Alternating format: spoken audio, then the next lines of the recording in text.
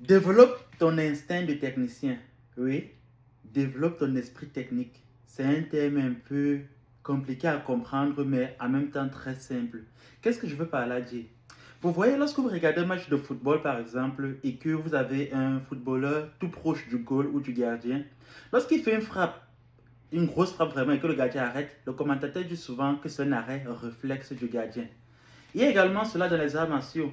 Les grands maîtres disent que parfois le corps bouge tout seul sans qu'ils aient à faire du moindre effort, la moindre réflexion. C'est la même chose en technique.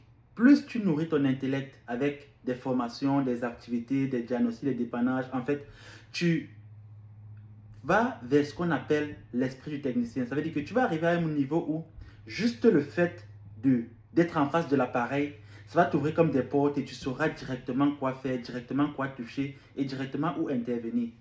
Mais détrompe-toi si tu penses que ça vient par enchantement, par illumination, comme par magie. Non, c'est un travail de longue haleine, c'est un processus. Il faut travailler pour y arriver. Nous sommes déjà en presque juin et dis-toi que au début de l'année, tu t'es fait des promesses. Tu t'es dit, tu vas te former. Si moi, le docteur VAV, que tu considères comme ayant un minimum de connaissances techniques ou un minimum de choses à donner, moi également, je dois me former. Je dois me mettre au travail. Je dois lire, je dois étudier de temps en temps. Pas de temps en temps seulement, chaque jour, tout le temps en fait. Toi également, tu devrais le faire. Tu as pris des engagements au début de l'année. Mais qu'en est-il de ce logiciel que tu devais apprendre, de cette technique que tu devais acquérir ou de cette compétence également que tu devais aller chercher? On est à mi-chemin de l'année, tu n'as toujours rien fait. Tu sais, si tu avais commencé au moins, si tu avais pris la peine de faire un petit pas, tu aurais vu que peut-être l'effort est compliqué, mais au bout du tunnel, il y a quelque chose de merveilleux. Oui, parce que si tu dis à ton esprit, regarde, à mi-chemin, regarde ce que je connais de nouveau, regarde ce que j'ai appris à faire. C'est énorme et c'est grandiose. Là, tu te rends compte que tu as fait quelque chose d'exceptionnel. Et tu nourris ton esprit, ton âme de ça en fait.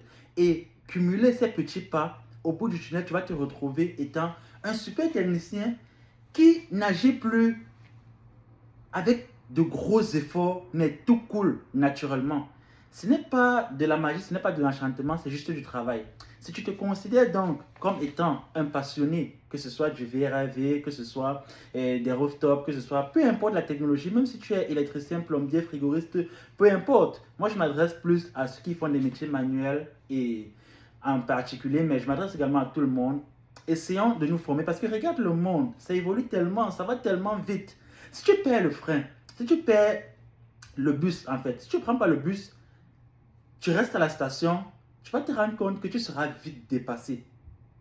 L'intelligence artificielle, l'aide du numérique et tout ça, les nouveaux systèmes, les nouvelles machines, on avait les inventés encore, mais ça va tellement plus vite avec ça que si tu ne prends pas la peine de te former maintenant, tu dis j'ai le temps, demain, non, après-demain, non, après. Tu remets toujours à demain, tu vas te rendre compte que tu seras vite dépassé. Et les autres, pendant qu'ils seront en train d'évoluer et d'être compétents, toi, si tu ne te formes pas et si tu ne prends pas la peine d'avancer, parce qu'on dit tout ce qui n'avance pas ou tout ce qui paraît stagner, en fait, ne stagne pas, mais regresse. Tu vas regresser et tu seras vite placé aux oubliettes. Parce que le technicien du futur est celui-là qui va agir même également avec beaucoup d'instinct face à la machine, sachant déjà qu'il a développé les capacités nécessaires qui lui permettent de véritablement comprendre la machine et de cerner le problème en moins de temps.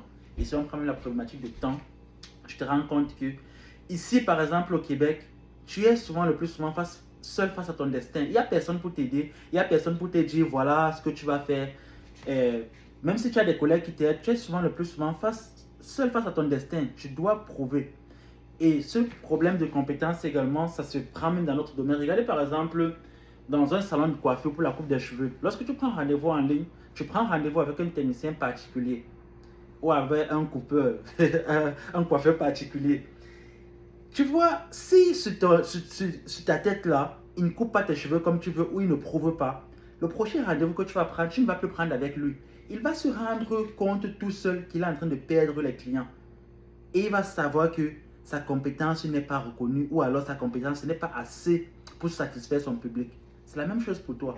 Si tu ne satisfais pas ton public, si tu n'avances pas, si tu ne fais pas les petits pas, tu ne te réorganises pas, tu ne te mets pas à jour, tu seras mis de côté aux oubliettes là et on va aller avec ceux qui avancent. C'est pareil, c'est comme ça. Donc, prenons la peine de nous former, les amis, avançons. C'était la minute qui a peut-être fait plus de 5 minutes de motivation du docteur VRV. N'oublions pas, seul on est fort, ensemble nous sommes invincibles.